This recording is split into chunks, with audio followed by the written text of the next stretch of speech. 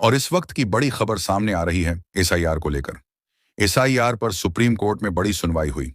चुनाव आयोग को सुप्रीम कोर्ट से बड़ा झटका लगा। सुप्रीम कोर्ट ने चुनाव आयोग से जवाब मांगा है। बिहार में चुनावी तारीखों का ऐलान सोमवार को हो चुका है। इसके साथ ही राज्य में आचार संहिता भी लग गई। बिहार में एसआईआर की प्रक्रिया पूरी होने के बाद चुनावी तारीखों का ऐलान किया गया। एसआईआर के मामले पर कई विवाद हुए, जिसके बाद यह मामला अब सुप्रीम कोर्ट पहुंचा। दरअसल सुप्रीम कोर्ट ने इस प्रक्रिया को सही ठहराया, लेकिन इसके साथ ही कई निर्देश भी दिए।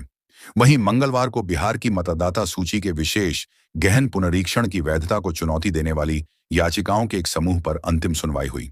इस दौरान अधिवक्ता प्रशांत भूषण ने कहा कि अंतिम मतदाता सूची, जिसमें 21 लाख से ज्यादा नए नाम शामिल हैं और 3,66,000 नाम हटाए गए हैं, इसका मिलान एसआईआर से पहले जनवरी 2025 मूल मतदाता सूची से किया जाना चाहिए। उन्होंने कहा कि चुनाव आयोग यह काम बस एक क्लिक में कर सकता है। वहीं वरिष्ठ वकील अभिषेक मनु सिंघवी ने दलील दी कि जिन 3,60,000 लोगों का नाम हटाया गया है, उनमें से किसी को भी नोटिस नहीं मिला। वहीं सुनवाई के दौरान न्यायमूर्ति कांत पूछते हैं कि याचिकाकर्ता यह किसके लिए कह रहे हैं।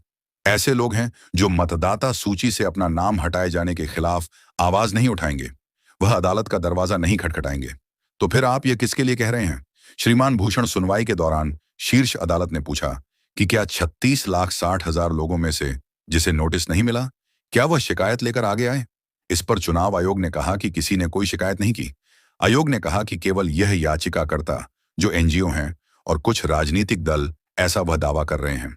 वहीं सुप्रीम कोर्ट ने मामले की अगली सुनवाई 9 अक्टूबर 2025 को दोपहर 3:30 से शाम 4 बजे तक निर्धारित की, ताकि चुनाव आयोग एसोसिएशन ऑफ डेमोक्रेटिक रिफॉर्म्स द्वारा लाए गए आरोपों पर अपना मूल जवाब दे सके। मामले की विस्तृत सुनवाई अब 14 अक्टूबर को फिर से होगी।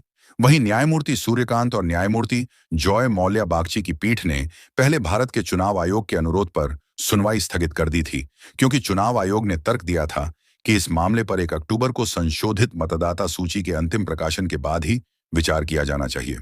अब सीआई ने एसआईआर की प्रक्रिया पूरी कर ली, जिसके अंतर्गत अंतिम मतदाता सूची में 7 करोड़ 43 लाख मतदाताओं के नाम शामिल हैं और 14 लाख लोग पहली बार मतदाता बने हैं।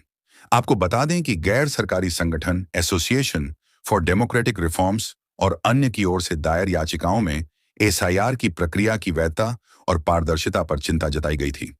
आपको बता दें कि एडीआर की ओर से पेश वरिष्ठ वकील प्रशांत भूषण ने मतदाता अधिकारियों के संभावित उल्लंघन और प्रक्रियात्मक खामियों का हवाला देते हुए अदालत से अंतिम सूची प्रकाशित होने से पहले मामले की सुनवाई करने का आग्रह किया था।